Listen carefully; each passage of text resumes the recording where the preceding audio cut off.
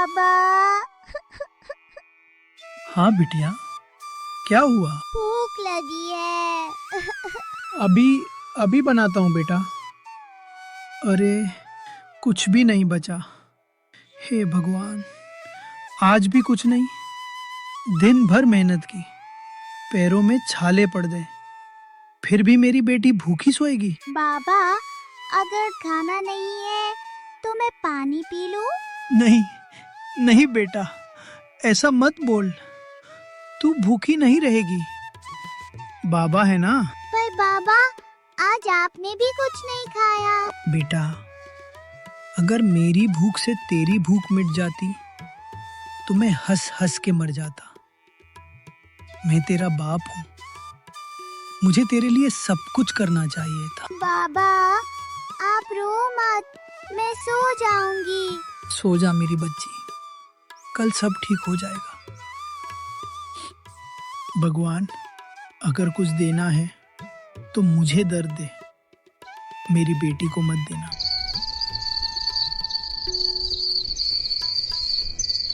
गांव के आखिरी सिरे पर एक टूटी फूटी झोपड़ी थी। ना ढंग की दीवार, ना सही छत। बरसात में पानी टपकता, सर्दियों में हवा सीने के आर पार निकल जाती। उसी झोपड़ी में रहता था रामू। रामू कोई बड़ा आदमी नहीं था। ना उसके पास जमीन थी, ना पैसा, ना कोई सहारा। बस एक चीज थी जो उसे हर सुबह जिंदा रखती थी, उसकी बेटी सिया।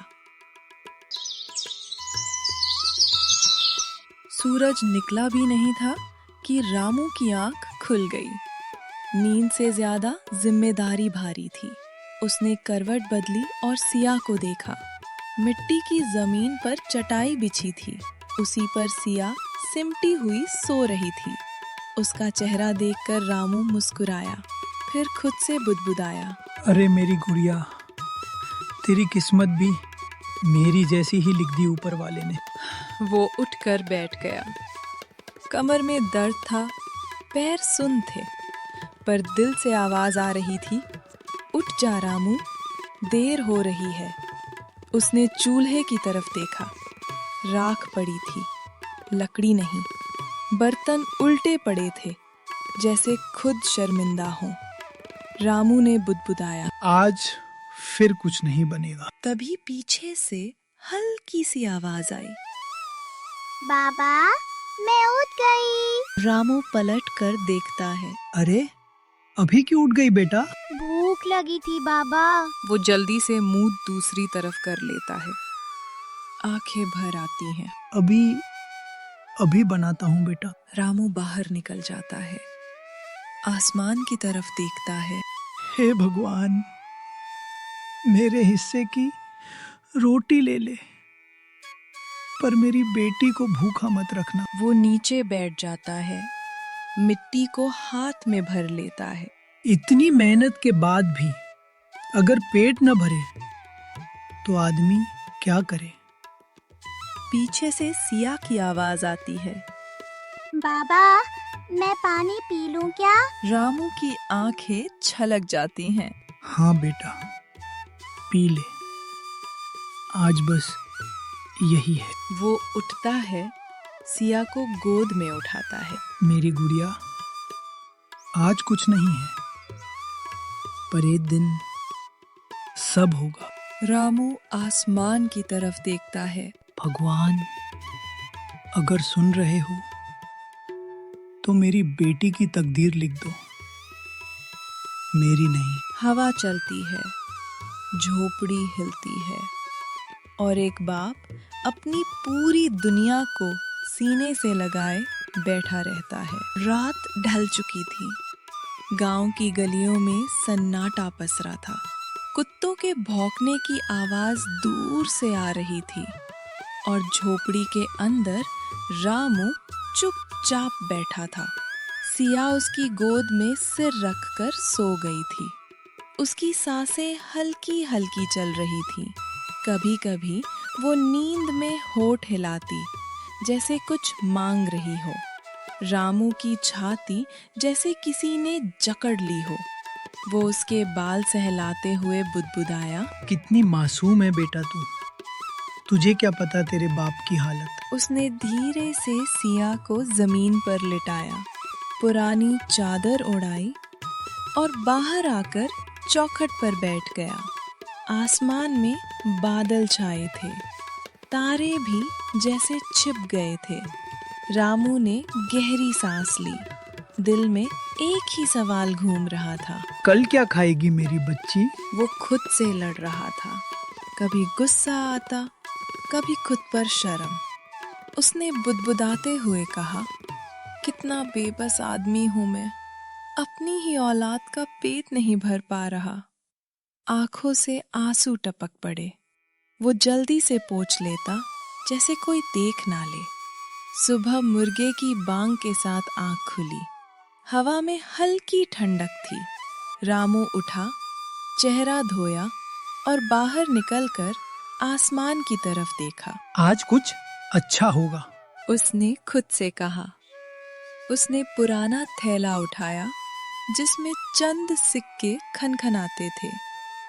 घर के अंदर से सिया की आवाज आई। बाबा, आज आप जल्दी आ जाना। कल क्या खाएगी मेरी बच्ची? वो खुद से लड़ रहा था। कभी गुस्सा आता, कभी खुद पर शर्म। उसने बुदबुदाते हुए कहा, कितना बेबस आदमी हूं मैं। अपनी ही औलाद का पेट नहीं भर पा रहा। आंखों से आंसू टपक पड़े। वो जल्दी से पोंछ लेता, जैसे कोई देख ना ले। सुबह मुर्गे की बांग के साथ आंख खुली। हवा में हल्की ठंडक थी। रामू उठा, चेहरा धोया और बाहर निकलकर आसमान की तरफ देखा। आज कुछ अच्छा होगा, उसने खुद से कहा। उसने पुराना थैला उठाया जिसमें चंद सिक्के खनखनाते थे।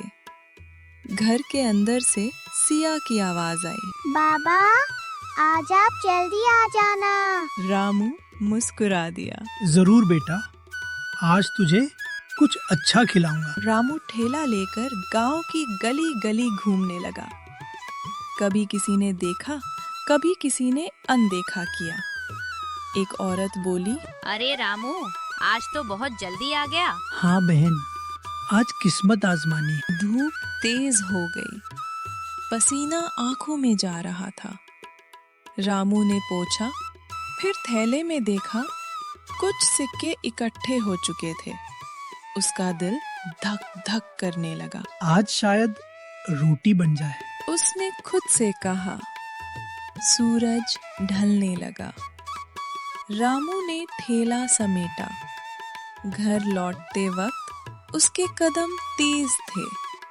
उसके हाथ में छोटी सी थैली थी। उसमें आटा, थोड़ी सब्जी और नमक। आज पहली बार वो खाली हाथ नहीं लौट रहा था।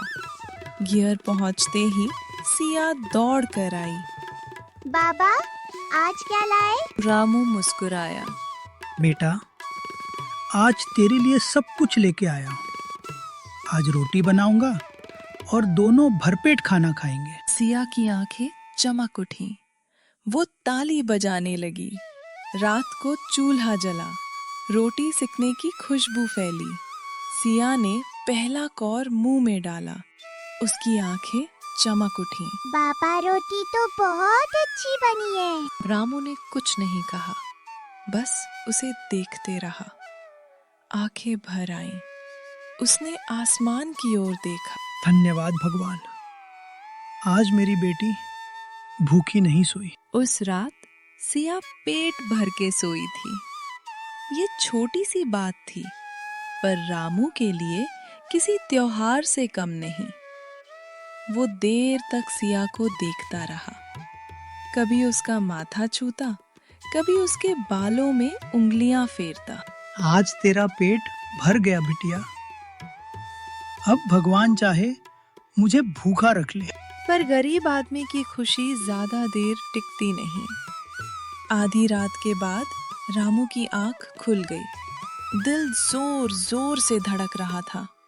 बाहर हवा चल रही थी और झोपड़ी की छप्पर से अजीब सी आवाज आ रही थी। उसने करवट बदली। सिया नींद में थी, पर उसके होंठ सूखे थे। रामू को जैसे किसी ने अंदर से नोच लिया। वो उठकर बैठ गया। कल अगर काम नहीं चला तो परसों क्या होगा? ये सवाल उसके दिमाग में हथौड़े की तरह बज रहे थे। सुबह आंख खुली तो आसमान बदला बदला सा था। बादल घिरे थे। रामू ने बाहर झांका और एक गहरी सांस ली। आज मौसम भी ठीक नहीं है। अब काम पर कैसे जाऊंगा? काम पर नहीं गया तो खाना कैसे बनेगा? वो अंदर गया। सिया, उठ जा बेटा। बाबा, आज स्कूल में मैडम ने कहा है कि जो टिफिन नहीं लाएगा उसे अलग बिठाएंगी। रामू का दिल बैठ गया। उसने कुछ नहीं कहा, बस सिर झुका लिया। आज स्कूल मत जाओ बेटा, कल हम कुछ करता हूँ। सिया कुछ समझी नहीं, पर चुप हो गई। रामू ठेला लेकर निकला तो रास्ते में लोग यही कह रहे थे, आज तो पक्का बारिश होकर ही रहेगी। दोपहर होते होते पहली बूंद गिरी और देखते ही देखते मूसलाधार बारिश। लोग भागने लगे, दुकानें बंद होने लगी। रामू वहीं खड़ा रहा। उसके सामने एक ठेला था और आंखों के सामने सिया का चेहरा। अगर आज कुछ नहीं बिका तो आज खाना कैसे बनेगा? बारिश की वजह से वो बहुत टेंशन में आ गया। तभी एक आदमी छाता लेकर पास से गुजरा। अरे रामू, आज भगवान ने भी छुट्टी ले ली क्या? आसपास 2-4 लोग हंस पड़े। रामू ने सिर नीचे कर लिया। उस पल उसे भीगे सामान से ज्यादा अपनी औकात चुभ रही थी। शाम तक बारिश थमी। रामू ने ठेला समेटा, जेब में हाथ डाला, कुछ भी नहीं। आज पूरा दिन 0। घर की तरफ चला तो हर कदम पत्थर जैसा भारी। आज सिया को क्या कहूँगा? कैसे नजर मिलाऊंगा? घर पहुंचा तो सिया दरवाजे पर बैठी थी। बाबा, आज कुछ लाए? रामू की आंखें भर आईं। उसने झूठ बोला। आज देर हो गई बेटा। कोई बात नहीं बाबा, मैं पानी पी लूंगी। ये सुनते ही रामू टूट गया। उसने सिया को जोर से सीने से लगा लिया। बेटा, तेरा ये सब्र मुझे मार डालता है। रात हो गई, चूल्हा फिर नहीं जला। रामू बाहर बैठा आसमान की तरफ देखता रहा। भगवान, मैंने क्या मांगा था?